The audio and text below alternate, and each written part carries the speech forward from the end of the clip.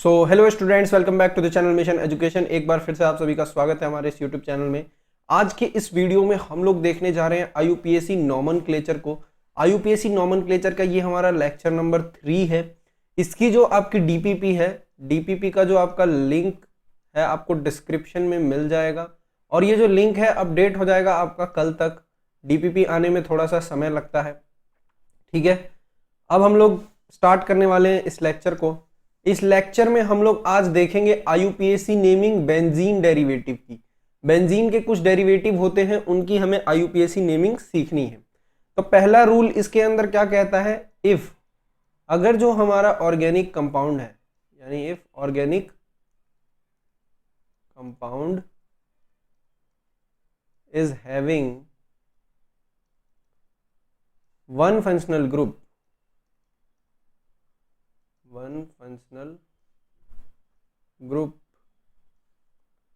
then common name is retained in IUPAC,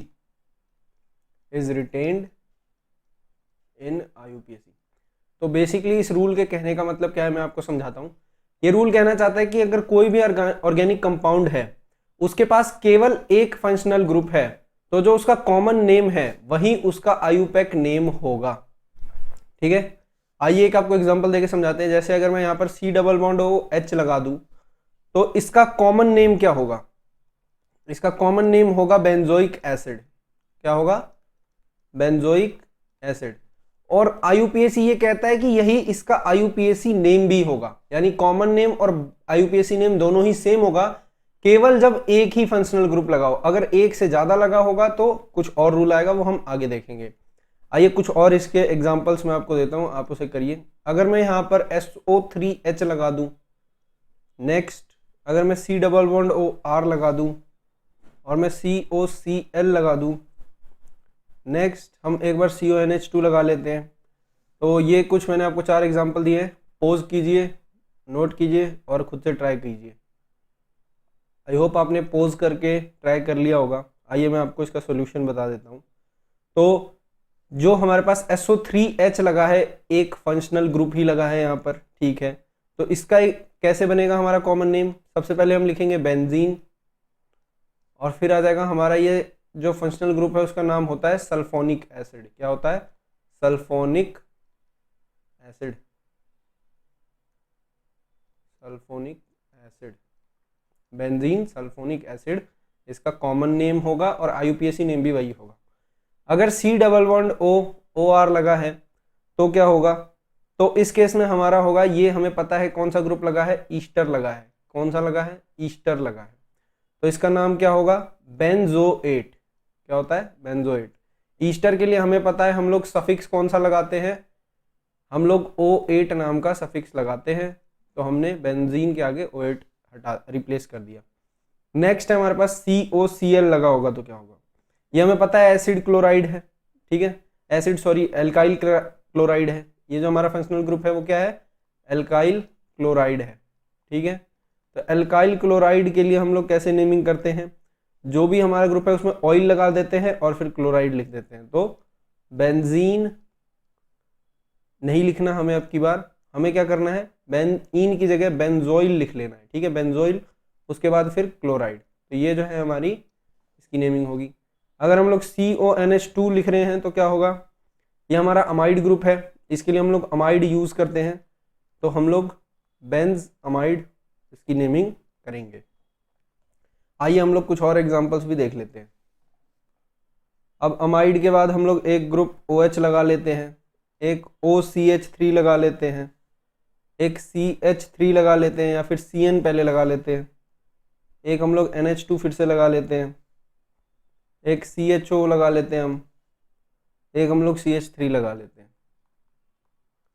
तो जो हमारा OH लगा है, जहां पर OH क्या होगा, इस पूरे का हमने एक कॉमन नेम दे रखा है फिनोल। क्या दिया है? फिनोल दिया है, ये आपको याद रखना है, ठीक है। अगर जिसमें हमें OCH दिखे, OCH3 दिखे, मतलब ऑक्सीजन से हमारा एल्काइल ग्रुप कनेक्टेड है, तो उसको हम लोग कहते हैं एनीसोल। क्या कहते हैं? एनीसोल। हमारा यहाँ पर साइनाइड फंक्शनल ग्रुप अटैच्ड है, तो हम लोग इसे क्या कहते हैं, बेंजोनाइट्राइल कहते हैं। क्या कहते हैं, बेंजोनाइट्राइल। अगर हम लोगों ने NH2 लगाया तब हम लोग क्या नेमिंग करेंगे इसकी, ये होगा हमारा एनेलीन। कुछ हमें याद भी रखने पड़ेंगे जिससे हमें आगे चल के ईजी होगी। ये हमारा एल्डिहाइड है फंक्शनल ग्रुप, तो इसकी नेमिंग क्या होगी, बेंजाल्डिहाइड होगी। क्या होगी, benzaldehyde.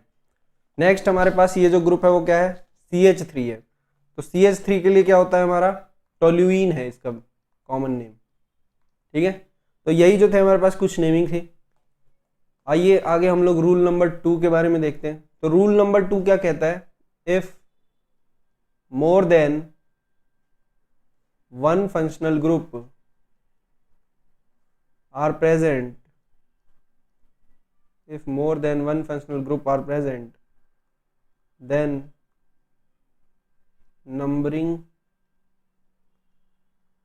is done according to IUPAC, is done according to IUPAC। तो ये रूल हमें कहना चाहता है कि अगर हमारे पास एक से ज्यादा फंक्शनल ग्रुप प्रेजेंट हैं, एक से ज्यादा, तो जो हमारी नंबरिंग होगी वो हमारी होगी अकॉर्डिंग टू IUPAC, मतलब IUPAC के अकॉर्डिंग हम लोग नंबरिंग करेंगे। तो मैं आपको एक एग्जांपल दे के बताता हूं। जैसे कि मैंने यहाँ पर एक फंक्शनल ग्रुप लगा दिया C⋯OH और एक और मैंने फंक्शनल ग्रुप लगा दिया C⋯OH, यानी मैंने यहाँ पर दो फंक्शनल ग्रुप लगा दिए। ठीक है, अब मुझे पता है इन दोनों ही फंक्शनल ग्रुप की जो प्रायोरिटी है वो क्या है, सेम है। प्रायोरिटी सेम है तो मैं सबसे पहले इस मेन जो मेरे पास बेंजीन है इसकी नेमिंग दूंगा, बेंजीन। उसके बाद फिर मेरे को इसकी नंबरिंग करनी पड़ेगी। तो 1 2 3 4 5 6, हमें नंबरिंग कुछ इस प्रकार से करनी है कि इन्हें कम नंबर मिले, चाहे हम इधर से करें चाहे इधर से करें, दोनों ही तरफ से हमें सेम ही पढ़ने वाला है। तो बेंजीन 1,4 डाई कार्बोक्सिलिक एसिड इसका नेम होगा, डाई कार्बोक्सिलिक एसिड। इसी तरीके से मैं आपको एक इधर भी एग्जांपल देके बताता हूँ। अगर मैंने यहाँ पर OH लगाया और यहाँ पर भी मैंने OH लगा दिया तो इसकी नेमिंग कैसे होगी, यहाँ पर फिर से मेरे को नंबरिंग करनी पड़ेगी। नंबरिंग करने के बाद हमारा दूसरा काम होता है कि कितने हैं हमारे पास फंक्शनल ग्रुप, 2 हैं तो डाई लगेगा। तो सीधी सी बात है, बेंजीन का लिए तो हमारे पास बेंजीन है और उसके बाद 1 और 4th पोजीशन पर लगाया तो 1,4 और 2 अल्कोहल है तो डाईओल। आई होप आपको ये समझ आ गया होगा। आइए रूल नंबर 3 की तरफ बढ़ते हैं। रूल नंबर 3 कुछ थोड़ा सा इंपॉर्टेंट है। If hydrocarbon is combination of both open and ring part, then accept ethyl and methyl, open part is taken as main part। अब ये जो रूल है आपको केवल इसे पढ़ के समझ नहीं आएगा, हमें इसके लिए एग्जाम्पल्स भी करने पड़ेंगे। तो जैसे कि कह रहा है ये रूल मैं आपको बेसिक समझा देता हूँ। जैसे कि हाइड्रोकार्बन कोई भी हो, वो जो है कॉम्बिनेशन है अगर बोथ, मतलब हमारे पास अगर कोई चेन आती है, चेन भी आ जाती है और रिंग दोनों साथ में आ जाते हैं, तो हम लोग इथाइल को और मिथाइल को छोड़ के जो भी हमारा ओपन पार्ट है, अगर हमारे ओपन पार्ट के अंदर कभी इथाइल आता है या फिर कभी मिथाइल आता है तब तो हम इसे छोड़ देंगे। लेकिन अगर ओपन पार्ट के अंदर कुछ भी आता है इसके अलावा, तब हम उसे मेन पार्ट की तरह कंसीडर करेंगे। आइए मैं आपको एक एग्जांपल देता हूं। जैसे कि यहाँ पर अगर मेरा CH3 लगा है, CH3 लगा है तो मुझे इसमें अभी कोई दिक्कत नहीं है, क्योंकि इस ग्रुप को हम लोग क्या कहते हैं, इस ग्रुप को हम लोग मिथाइल कहते हैं। ठीक है, तो मैं इसकी नंबरिंग करूंगा 1 2 3 4 5 6 और नंबरिंग करके मैं इसे लिख सकता हूं 1 पर है क्या, मिथाइल, और पूरी जो हमारी मेन चेन है, अभी यहां पर जो CH3 है मैंने मिथाइल इसको एज अ सब्स्टिट्यूएंट यूज किया है। कैसे यूज किया है, एज अ सब्स्टिट्यूएंट यूज किया है, मतलब साइड ग्रुप की तरह। और जो मेरा बेंजीन है उसे मैंने मेन पेरेंट चेन की तरह यूज किया है, इसीलिए मैंने नंबरिंग क्या किया है, 1 पर क्या लगा है मेरे पास, मिथाइल, और जो मेरी पेरेंट चेन है उसका नाम क्या है, बेंजीन। तो कुछ इस तरीके से हमें नेमिंग करनी है। और अगर कॉमन नेम अगर आपको इसका लिखना है तो भी आप लिख सकते हैं टोलुइन। ठीक है, ये भी आपको क्लियर हो गया होगा। अब मैं आपको एक दूसरा एग्जाम्पल देता हूँ। दूसरे एग्जाम्पल में देखिए, जैसे कि CH2 है और फिर CH2 और फिर CH3 लगा है।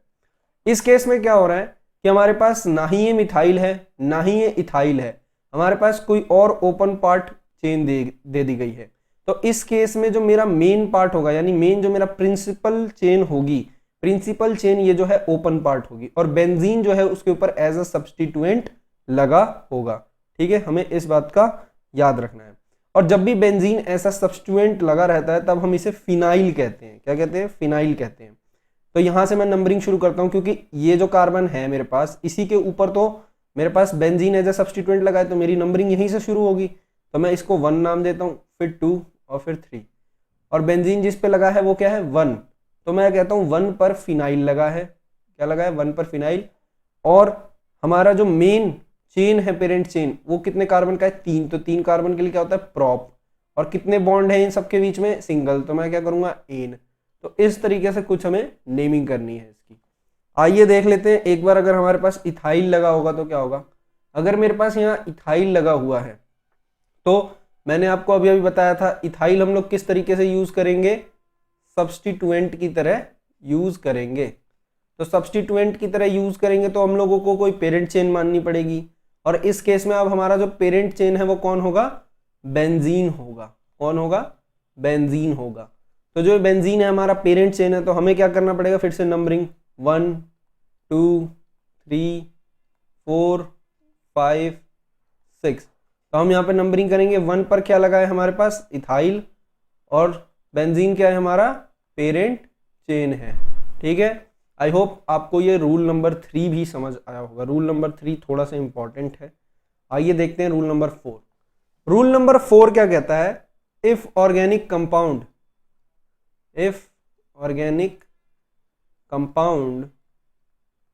इज हैविंग, फंक्शनल ग्रुप को मैं शॉर्ट फॉर्म में लिख दे रहा हूं F.G, then part having functional group is taken as main part। ठीक है, तो ये रूल क्या कह रहा है, अगर कोई भी हमारे पास ऑर्गेनिक कंपाउंड है और अगर वो फंक्शनल ग्रुप है उसके पास, तो जिस भी पार्ट के पास, आइदर रिंग या फिर चेन, रिंग के पास होगा फंक्शनल ग्रुप तो वो हमारा मेन पार्ट की तरह काम करेगा। अगर हमारे पास अगर चेन के पास होगा फंक्शनल ग्रुप तो वो हमारा मेन पार्ट की तरह काम करेगा। तो मैं आपको सीधा एक एग्जांपल दे करके बताता हूं। तो example, let me change the colour first. तो जैसे कि हम लोग एक एग्जांपल लिखते हैं, जैसे कि CH2 और C double bond OH, C double bond OH। ठीक है, मैं एक एग्जांपल यहां पर भी लिख लेता हूं, C double bond OH CH2 CH3। ठीक है, अब आप एक बार पॉज कीजिए और इसको आंसर करने की कोशिश कीजिए। तो आइए मैं आपको पहला वाला बता देता हूं। जैसा कि आप देख सकते हैं कि जो मेरा फंक्शनल ग्रुप है किस में लगा है, सबसे पहले तो ये मेरी रिंग है और ये मेरे लिए चेन है। तो मेरा जो फंक्शनल ग्रुप है वो चेन पर जुड़ा हुआ है। कहां पर जुड़ा है, चेन पर जुड़ा है फंक्शनल ग्रुप। फंक्शनल ग्रुप कहां पर लगा है, चेन पर लगा है। और कितने कार्बन एटम की चेन है, 1 2 3, 3 कार्बन एटम की हमारे पास यहां पर चेन है। और बेंजीन कहां पर लगा है, बेंजीन लगा है 3 पर। किस पर लगा है, 3 पर लगा है। तो अब हम लोग इसकी नेमिंग करते हैं। बेंजीन हमारा 3 पर लगा है तो 3 फिनाइल। उसके बाद हमारे पास 3 कार्बन एटम है तो हम लोग लिखेंगे प्रोपेन। और उसके बाद हम लिखेंगे इसके अंदर 1 पर क्या लगा है, ओइक एसिड।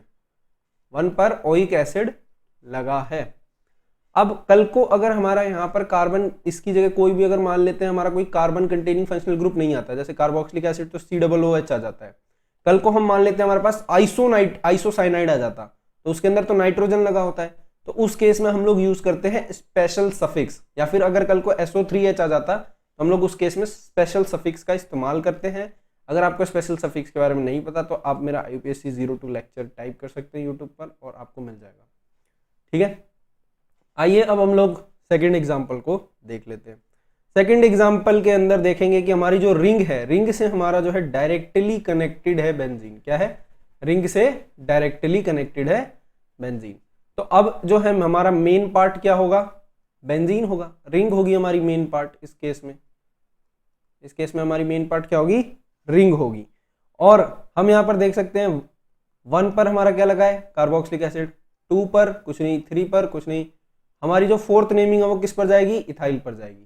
ये जो ग्रुप है इसे हम लोग क्या कहते हैं? इथाइल कहते हैं। आइदर हम लोग लेफ्ट से करते हैं फिर राइट से, इधर से चाहे इधर से, नंबरिंग तो सेम ही आती। तो हम लोग अब यहाँ पर कहेंगे 4 पर क्या लगा है हमारे पास? 4 पर हमारे पास लगा है इथाइल। ठीक है, 4 पर क्या लगा है? इथाइल। और बाकी इसका हमने कॉमन नेम याद कर रखा है इस रिंग वाली का, क्या होता है? Benzoic acid. तो यही फायदा है हमारा कॉमन नेम को लर्न करने का। तो हम सीधा यहाँ पर लिख देंगे 4 पर इथाइल है और बाकी क्या है? बेंजोइक एसिड है। तो इससे हमारी जो नेमिंग है उसे बनाने में हम इजीली बना पा रहे हैं। और ठीक है, अब आ जाते हैं हम लोग रूल नंबर 5 के ऊपर। रूल नंबर 5 क्या कहता है? इफ बोथ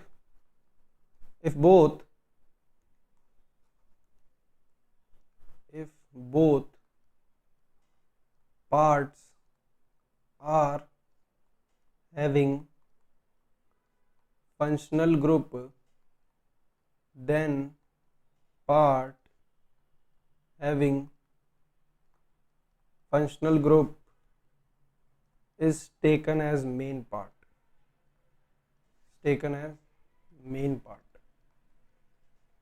ये रूल क्या कहना चाहता है हमें? अगर हमारे पास रिंग में भी फंक्शनल ग्रुप है और हमारे पास चेन में भी फंक्शनल ग्रुप है, तब हम लोग जो भी हमारा प्रिंसिपल फंक्शनल ग्रुप आएगा उसे जो है प्रायोरिटी देंगे और फिर आगे जो है नेमिंग करेंगे। आइए मैं आपको एक एग्जांपल के थ्रू समझाता हूं। जैसे कि मैंने यहाँ पर CH2C डबल बॉन्ड OH जोड़ रखा है और यहाँ पर मैंने डायरेक्टली रिंग से OH जोड़ रखा है। तो अब आप यहाँ पर देख सकते हैं रिंग से भी एक फंक्शनल ग्रुप जोड़ा गया है और आप यहाँ पर देख सकते हैं ये चेन से भी हमारे पास एक फंक्शनल ग्रुप जोड़ा गया है। तो अब हम यहाँ पर इजीली देखकर बता सकते हैं कि जो मेरी C डबल बॉन्ड OH है उसकी प्रायोरिटी क्या होती है? ज्यादा होती है अल्कोहल से। अब ये चीज कहाँ सिखाई है मैंने? ये चीज मैंने आपको IUPAC के 02 लेक्चर में सिखाई है। आप ये भी वहां पर जाकर देख सकते हैं। ठीक है, IUPAC 02 लेक्चर अगर किसी ने नहीं देखा तो उसको IUPAC 03 लेक्चर देखने का फायदा नहीं है, क्योंकि फिर कुछ भी समझ नहीं आने वाला। ठीक है, तो जैसे कि हमारा यहाँ पर C डबल बॉन्ड OH है, उसकी जो प्रायोरिटी है वो ज्यादा है, तो ये जो है हमारा प्रिंसिपल फंक्शनल ग्रुप की तरह यूज होएगा। ठीक है, तो अब हम लोग इसकी नंबरिंग करते हैं, यानी हमारे पास यहाँ पर जो चेन है उसकी प्रायोरिटी ज्यादा आ जाएगी। तो नंबरिंग करते हैं 1 2, उसके बाद जो हमारे बेंजीन लगा है, बेंजीन के ऊपर जो है हमारा अल्कोहल लगा है, तो हमें एक बार बेंजीन को पहले अलग करना पड़ेगा ऐसे। ठीक है, और उसके बाद फिर हम इसकी नंबरिंग करेंगे 1 dash 2 dash 3 dash 4 dash 5 dash 6 dash. अब ये जो है हमारी नंबरिंग हो गई। अब हम लोग कहेंगे कि हमारे पास 4 पर क्या लगा है? हाइड्रोक्सी। OH को क्या कहते हैं हम लोग? हाइड्रोक्सी प्रीफिक्स यूज किया जाता है। तो 4 हाइड्रोक्सी, और उसके बाद ये किससे अटैच्ड है? जो मेन हाइड्रोक्सी है वो किससे अटैच्ड है? फिनाइल से अटैच्ड है, फिनाइल। और उसके बाद हमारा 2 कार्बन एटम की चेन है, यानी इथ आएगा, इथ, और कहीं पर भी डबल बॉन्ड नहीं है तो एन आ जाएगा। और इसके 1 पर क्या लगा है? ओइक एसिड लगा है। कुछ इस तरीके से हमें जो है इसकी नेमिंग करनी है। अब यहाँ पर ई जो है ड्रॉप हो जाएगा। क्यों? मैंने आपको बताया है कि ई और जो ओ है वो एक साथ नहीं आ सकते। AEIOU एंड वाई, ये जो लेटर्स हैं वो एक साथ नहीं आ सकते हैं IUPAC नेमिंग में। आइए अब हम लोग रूल नंबर 6 देखते हैं। रूल नंबर 6 क्या कहता है? If there is choice, priority is given to open part. Priority is given to open part. तो हम लोग इसके कुछ एग्जांपल्स देख लेते हैं। एग्जांपल के अंदर सबसे पहला एग्जांपल है, अगर मैं यहाँ पर CH2OH लगा देता हूँ और मैं यहाँ नीचे OH लगा देता हूँ, तो अब हम लोग देख सकते हैं रिंग पर भी हमारा जो है फंक्शनल ग्रुप लगा हुआ है और वही जो फंक्शनल ग्रुप है हमारा चेन पर भी लगा हुआ है। तो अब हमें यहाँ पर नेमिंग कैसे करनी है, अब हम लोग जो है प्रायोरिटी ज्यादा किसको देंगे, ओपन पार्ट को देंगे। यही ये रूल कह रहा है, अगर हमारा सेम फंक्शनल ग्रुप लगा है रिंग पर भी और चेन पर भी, तो हमारी जो प्रायोरिटी होगी वो किसको देगी, ओपन पार्ट को दी जाएगी। तो अब हम लोग सबसे पहले बेंजीन का जो ये OH वाला पार्ट है इसकी नंबरिंग करेंगे और फिर इसकी। तो यहाँ पर नंबरिंग करेंगे तो 1 आ जाएगा और ये 2 आ जाएगा, और इधर से नंबरिंग करेंगे तो 1 dash 2 dash 3 dash 4 dash 5 dash and 6 dash. तो कुछ इस तरीके से हमें इसकी नंबरिंग कर लेनी है। और अब हम लोग यहाँ पर देख सकते हैं कि 4 डैश पर क्या लगा हुआ है, हाइड्रोक्सी ग्रुप लगा हुआ है, 4 डैश हाइड्रोक्सी फिनाइल, ठीक है। और इसके बाद क्या लगा हुआ है हमारे पास, ईथ। ईथ किसके लिए, हमारे पास 2 कार्बन है, 1 और ये 2। हम लोग यहाँ पर क्या लिखेंगे, ईथ, और सिंगल बॉन्ड है हर जगह तो एन, और उसके बाद 1 पर क्या लगा है, ओल लगा है, क्या लगा है, OL लगा है, यानी एल्कोहल लगा है। अब जो है हमें सबके सफिक्स याद हो जाने चाहिए, क्योंकि अगर अभी भी हमें सफिक्स याद नहीं होंगे तो फिर हम क्वेश्चंस को नहीं कर पाएंगे। इसीलिए मैं अपने वीडियो लेक्चर्स में ज़्यादा से ज़्यादा क्वेश्चंस को इंक्लूड करने की कोशिश करता हूँ, जिससे हमारी प्रैक्टिस ज़्यादा हो, और DPP भी आपको रोज़ की रोज़ देने की कोशिश करता हूँ। आइए अब हम लोग नेक्स्ट कुछ क्वेश्चंस मैं आपको देता हूँ और फिर आप वीडियो को पॉज कीजिएगा और फिर उनके आंसर कीजिएगा। तो यहाँ पर अगर हम SO3H लगा देते हैं, इधर क्लोरीन लगा देते हैं, इधर हम लोग C डबल बॉन्ड OH लगा देते हैं, NO2 and chlorine, and here we can CH2 C double bond O and NH2। इस तरीके से नेमिंग करते हैं। आप जितने भी ज़्यादा हार्ड क्वेश्चंस को टैकल करेंगे उतना ही ज़्यादा आपके लिए आसान होगा। पेपर वाले दिन आपको कोई भी दिक्कत नहीं आएगी। और अगर आप ये जितने भी लेक्चर्स मैं बना रहा हूँ ऑर्गेनिक केमिस्ट्री के रिलेटेड, आप अगर इनको देख लेते हैं तो आप ये जो 2 एग्जाम्स लिखे हैं ना, नीट और जेई, इन दोनों को भी आप क्रैक कर पाएंगे। आपको बस करना कुछ नहीं है, जितने मैं क्वेश्चन करा रहा हूँ, जितने भी मैं आपको लेक्चर दे रहा हूँ, और फिर मैं आपको DPP दे रहा हूँ, और फिर मैं आपको प्रैक्टिस शीट भी दूंगा, उतने आप कर लीजिए, आपका सिलेक्शन कोई नहीं रोक सकता। तो आई होप पहले आप पोज कीजिए इसे, उसके बाद फिर हम आते हैं। आई होप आप लोगों ने पोज कर लिया होगा और सोल्व कर लिया होगा। तो आइए अब इसके सॉल्यूशंस करते हैं। तो सबसे पहले हम यहाँ पर देख सकते हैं SO3H लगाए और यहाँ क्लोरीन लगाए। हमें पता है SO3H की प्रायोरिटी क्या होती है, ज़्यादा होती है, और क्लोरीन किसकी तरह एक्ट करता है, एज अ सब्सटीट्यूएंट एक्ट करता है। तो यहाँ पर हमें नंबरिंग करनी है, तो नंबरिंग किधर से होगी, SO3H से होगी। 1 2 3 4 5 6, ठीक है। और मैं क्या कहूँगा, यहाँ पर 3 पर क्या लगा है, क्लोरो लगा हुआ है। 3 पर क्या लगा है, क्लोरो लगा है, 3 क्लोरोबेंजीन। उसके बाद हमारा 1 पर क्या लगा हुआ है, सल्फोनिक एसिड। तो ये जो है कुछ इस तरीके से नेमिंग होगी।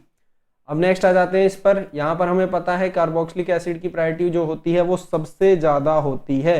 उसके बाद हमारी NO2 की प्रायोरिटी होती है, फिर हमारी क्लोरीन की प्रायोरिटी होती है, ठीक है। तो C डबल बॉन्ड OH जो है हमारे पास, वो क्या है, हमारा कार्बोक्सिलिक एसिड है। तो यहाँ से नंबरिंग चालू होगी 1 2 3 4 5 6।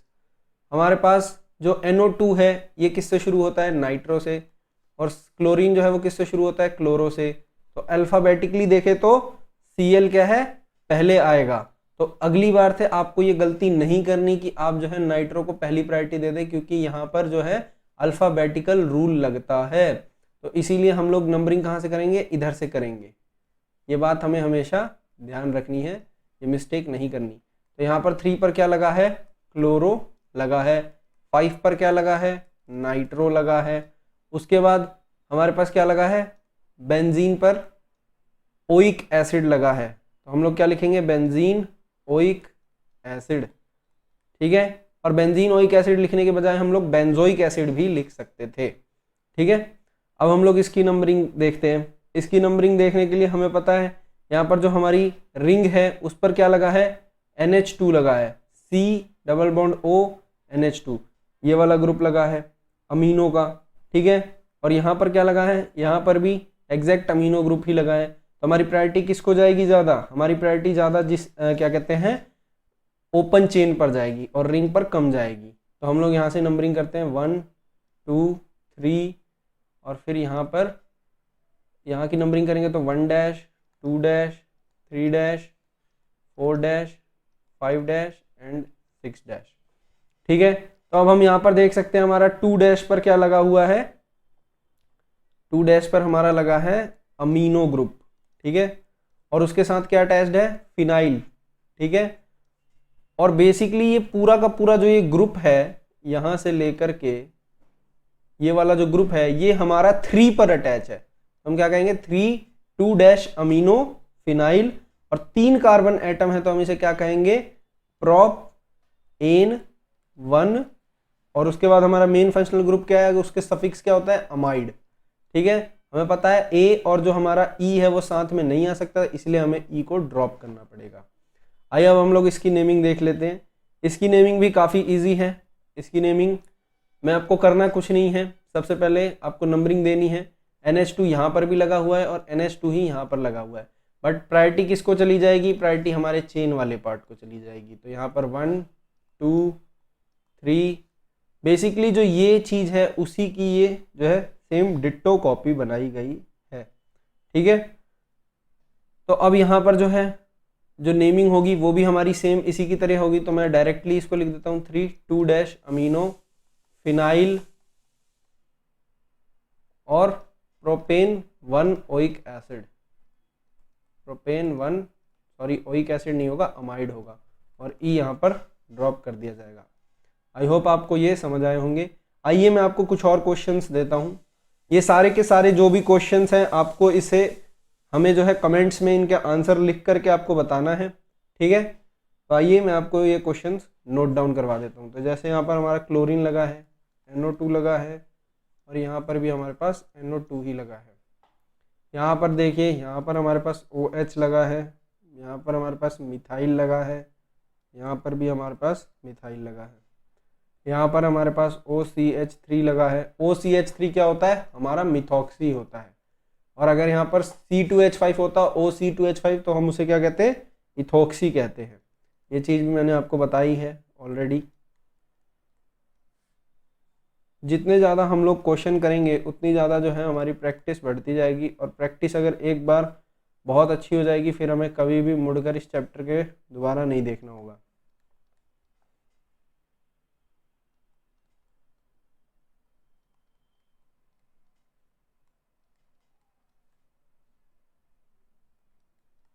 चलिए मैंने अब आपको जो 5 क्वेश्चन नोट कराए हैं ये आपको जो है मेरे को कमेंट्स में लिख करके आंसर देने हैं।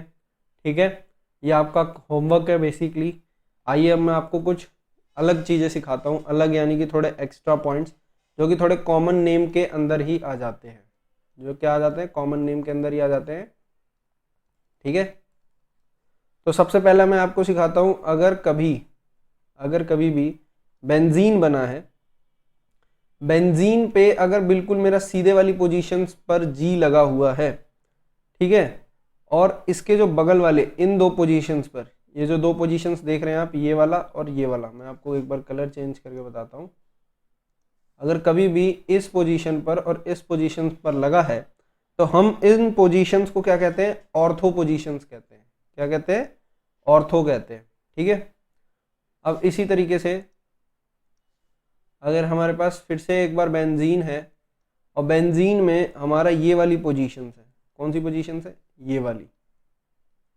ठीक है, ये एक आपको पता होनी चाहिए और एक ये वाली पोजीशन, ये जो आपको नीचे वाली पोजीशन दिख रही है। तो ये जो 2 पोजीशंस हैं हमें इनके बारे में बताना है कि ये जो पोजीशंस हैं हमारे पास इनका क्या क्या नाम है।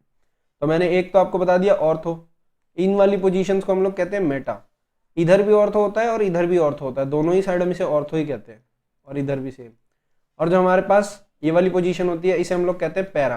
पैरा एक ही पोजीशन होती है, मेटा 2 होती हैं, ऑर्थो भी हमारी पेयर में होती है।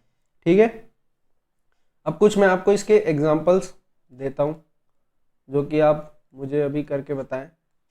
एग्जाम्पल नंबर 1 है, इसके अंदर हम लोगों ने जैसे C डबल बॉन्ड OH लगा रखा है और यहाँ पर Br लगा दिया है। ठीक है, एग्जाम्पल नंबर 2 देखते हैं। ठीक है, इसके अंदर हमने यहाँ पर OH अटैच कर रखा है और क्लोरीन अटैच किया हुआ है। ठीक है, तो हमें इन दोनों की क्या करनी है, नेमिंग करनी है। तो आइए करते हैं। जैसा कि हमारे पास यहाँ दिख रहा है कि यहाँ पर जो है हमारा मेटा है, मेटा पोजीशन, उस पे ब्रोमीन लगा है। किस पोजीशन पे लगा है, मेटा। तो मेटा के लिए हम लोग यूज करते हैं वर्ड M। ठीक है, तो मैं क्या लिखूंगा, M ब्रोमो। ठीक है, और बाकी जो ये पूरा पार्ट है इसके लिए हम लोग क्या यूज करते हैं, बेंजोइक एसिड। तो मैं क्या लिखूंगा, M ब्रोमो बेंजोइक एसिड। ठीक है, और उसके बाद यहाँ पर मेरा क्या है, OH है। ठीक है, यानी एक तो हमारे पास फंक्शनल ग्रुप ये लगा है, और Cl किस पोजीशन पे लगा है, ऑर्थो पोजीशन पे लगा है। ऑर्थो पोजीशन के लिए O नाम देते हैं, तो हम लोग क्या कहेंगे, O क्लोरो, और यहाँ पर क्या लिखेंगे, फिनोल। OH के साथ जो इसकी कॉमन नेमिंग होती है उसे क्या कहते हैं, फिनोल कहते हैं। क्या कहते हैं, फिनोल। ठीक है, आई होप आपको ये नेमिंग समझ आई होंगी। अब एक और हमारे पास एक छोटा सा टॉपिक बच गया है, वो है इफ मोर देन 2 कार्बन